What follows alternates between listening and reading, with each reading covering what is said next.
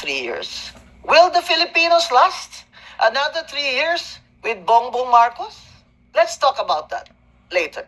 His rumored drug addiction was very obvious, such that in the campaign for Leni Robredo, you will remember that I went up the stage in several rallies. I was the only party list nominee who was invited to go up the stage in Leni Robredo's rallies in Cabanava, where I said, "Hindi kami bangag! Hindi kami bangag! Hindi kami bangag! Hindi kami bangag!" Hindi ako bangag. Si BBM bangag. Which is a, common term, di ba? We even use it as a joke. Ano ka ba? Bangag ka ba? At hindi ka nagfo-focus dyan, di ba? Pero, kayong mga bumoto sa kanya, nagsisisi man kayo ngayon o hindi, alam nyo na. Saan tayo patutungo nito? Sa 3 taon pa na si Bongbong Marcos, ang ating presidente. Kaya pa ba niya? Praning na siya eh. Kaya pa ba niya? Kaya pa ba niya na half of the Filipinos, according to a survey, are suffering from hunger or have experienced hunger? Kaya pa ba niya na more than 2 million Filipinos are unemployed? Kaya pa ba niya na wala ng foreign direct investments, no matter how many times he goes abroad and pretends that he can attract foreign investments? Kaya pa ba ng mga Pilipino? Kaya pa ba natin to, ang gutom, ang kawalang saklolo pag baha, lindol? Kaya pa ba natin na absentee ang ating presidente at hindi natin mapapagkatiwalaan? Kaya pa ba ni Bongbong Marcos ang susunod na 3 taon ng mga problema ng bansa? Ang tanong sa atin, sa mga Pilipino, kaya pa ba natin tiisin ito? Kaya pa ba ni Bongbong Marcos ang next 3 years, kung ganyan ang state ng mental state niya, tsaka state of health niya, at saka state ng kanyang paranoia, kaya pa ba niya in 3 years? What keeps him going, you think? No?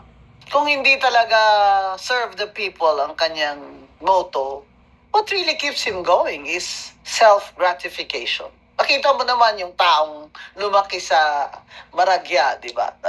Wala nang kailangang magtrabaho or purpose in life, hindi ba? Kasi ang laki din naman ng pressure, no? Di ba? Tatay mo si Ferdinand Marcos, number 1 sa bar. Parang, di ba? Grabe naman pressure yun. Kaya ganyan yan, si BBM. Ito na naman, sa psychiatrist na naman ako. Let's back to the figure, bro. Go back to the figures, ha? Tingnan nyo kung kaya pa to ni BBM. Foreign direct investments bagsak by 40.5% this year. So, ng 2022, net foreign direct investments, US dollars 9.2 billion. 2024, 8.93 billion. August 2025, todo bagsak, 494 million.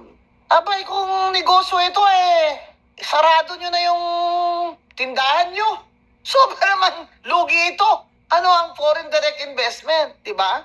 Yun yung mga nagpapasok ng capital dito sa ating bansa na galing sa labas.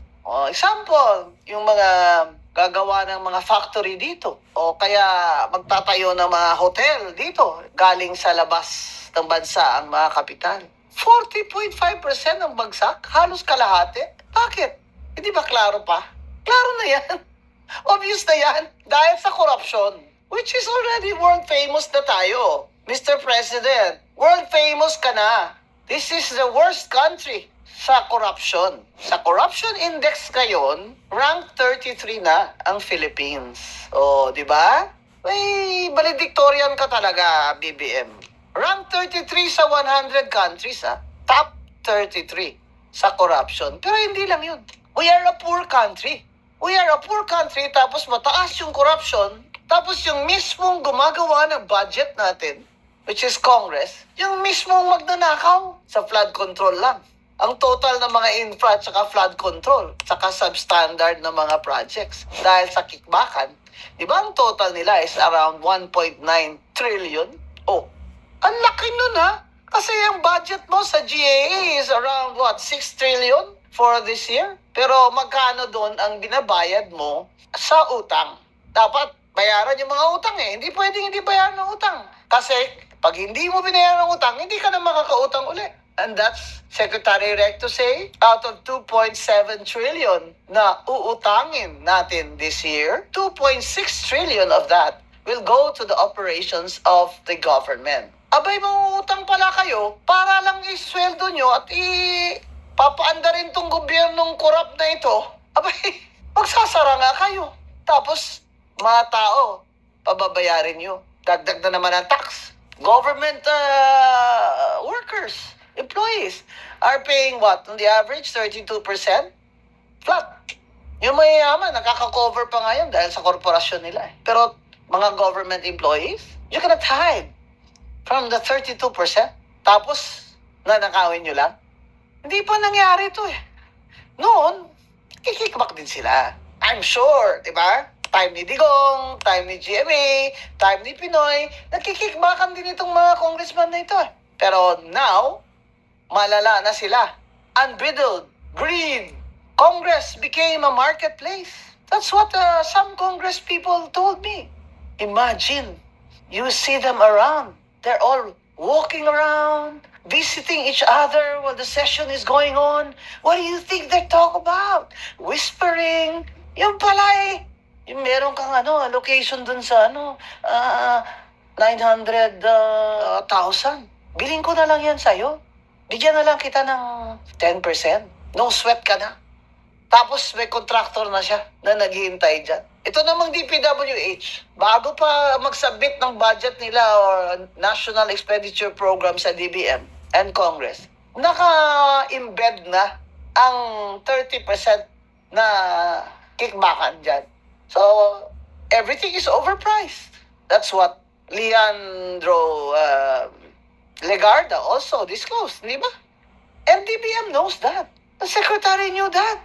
Pero ano magagawa mo kung ang Speaker of the House ay pinsang buo ng presidente? And sabi ni Chavit Singson, nung inimbita ako, Unity, akala ko nililisin na lang pangalan nila.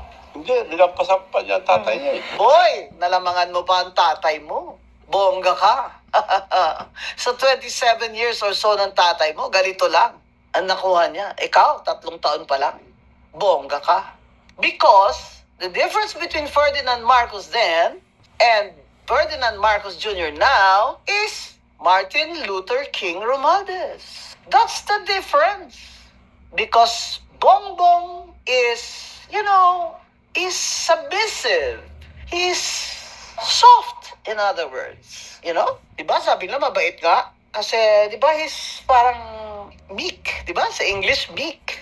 Here comes his first cousin who will promise him na ako ang backer mo. Ako ang kapitan, di ba? I will be your whip. O, di ba? So, that's the scenario. Happy naman si Bongbong because he doesn't have to lift a finger. Ang karakitan, ginawa na ni Martin Luther King. Kasama, of course, si Saldi Co. At lahat ng mga congressman dyan at congresswomen na mga korap. Mga magnanakaw kayo. Ang sabi ni Vince Dizon, mga hayop.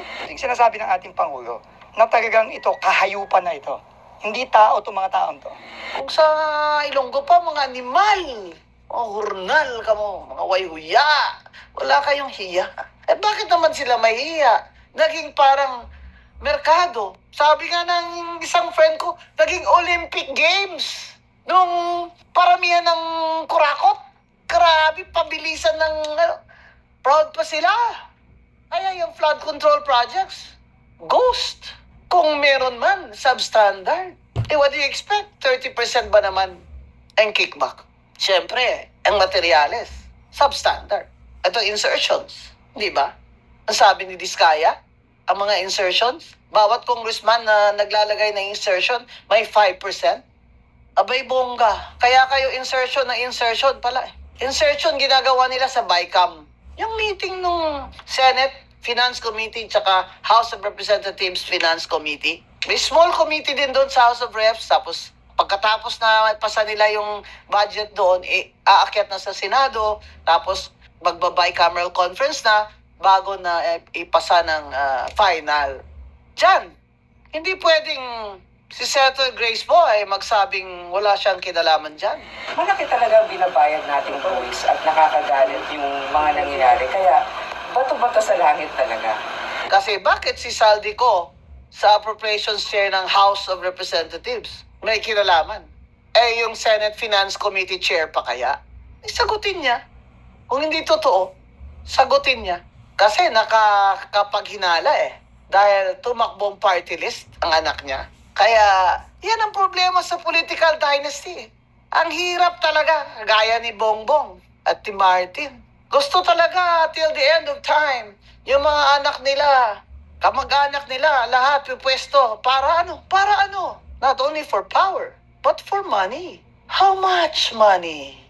They don't care if you are hungry. They don't care if the poor do not get health care. They don't care if children die because they cannot have surgery in the Philippine General Hospital or the Heart Center. They don't care if you don't have jobs. 2 million Filipinos are unemployed. They don't care.